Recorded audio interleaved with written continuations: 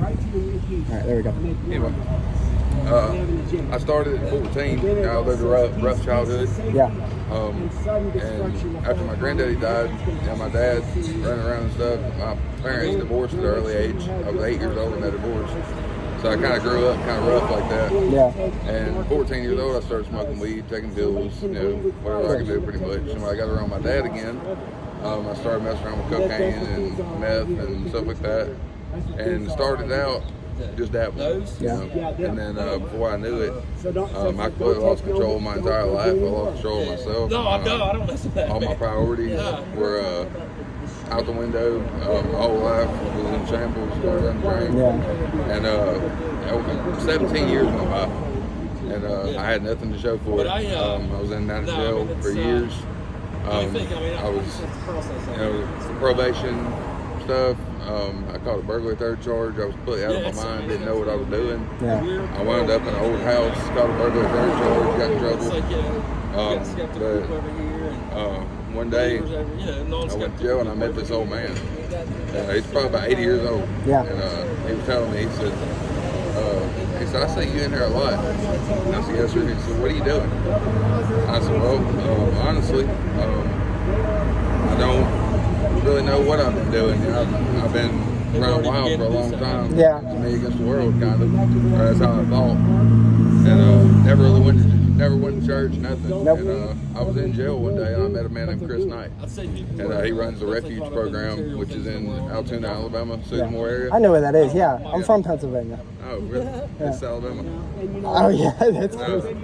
But me and him, we talked in the jail ministry. Yeah. And I told him I was wanting to get into rehab and stuff. And 3 years ago, he helped me, took me into his home, gave me a place, a refuge to stay. Taught me about the Lord. Yeah. Taught me about the Bible. And the first time I left, I did good for a little while, and I fell back into sexual immorality. Right, yeah. I fell back into drugs. I fell back into all that. And about 3 years, he told me, he said, look, he said, give it a little bit of time. He said, you're going to go back, you're going to be back in sexual immorality, you'll be right back on the same things, and you'll be right back here in 3 years. 3 years to the day, I wound up, January 5th, I wound up back at his house. And I grasped onto it this time. Yeah. And I told him, I'm going to listen to you this time. I said, obviously, I'm not the best at making good decisions. Yeah. So, See, and that's what we all think we are, but it's go ahead. I thank God every day that I made it as long as I did. Yeah. I thank God every day that, my fiance, she saved me from overdoses and stuff. When I met her at a drug house. She didn't do drugs. And she held me on the couch for 3 days. Before we were even dating, we were just talking as friends. Yeah. And I'd overdosed on heroin and meth mixed. I overdosed and almost died. And my friends had shut the door and left in the bedroom. And they shut the door and left me in there. I couldn't hardly breathe, couldn't sit up, couldn't see nothing. Yeah. My wife was waiting. And she drugged me down the hallway and sat on the couch with me for 3 days until I came out of it. And her face was the first thing I seen when I came out of it. I said, thank God you interceded when you did, because I was about to die. And she stayed with me through thick and thin. She wound up picking up, what I was doing and stuff. And if I could, I'd go back. Yeah. And I would do so many things different. But it's trials and tribulations you go through every day. That's right, my friend. You realize where you're at and what really matters. And one thing I've learned in the 3-4 years I've been on this little journey, getting close to the Lord. Yeah.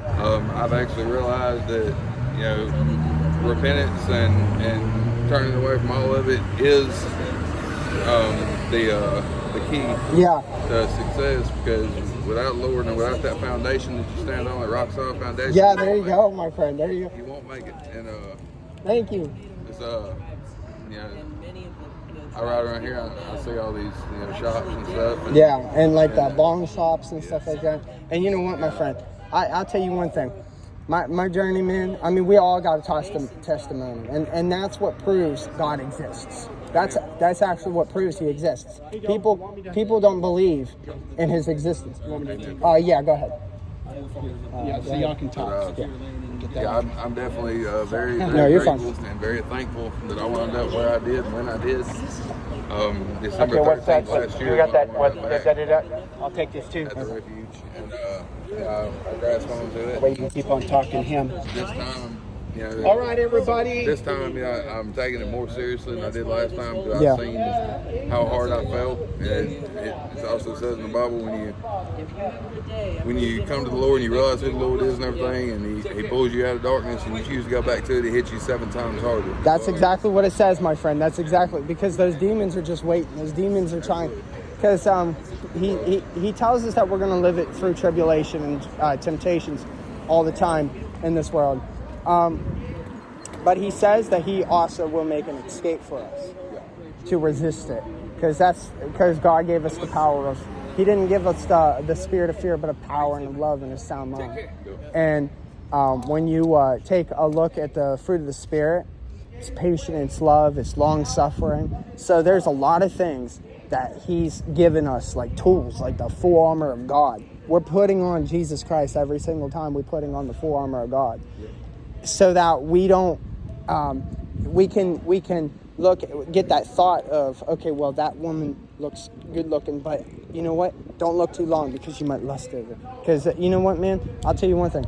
The one thing that the enemy still tries to hit me with every day is lust. He still tries to hit me with like doing certain things and stuff like that.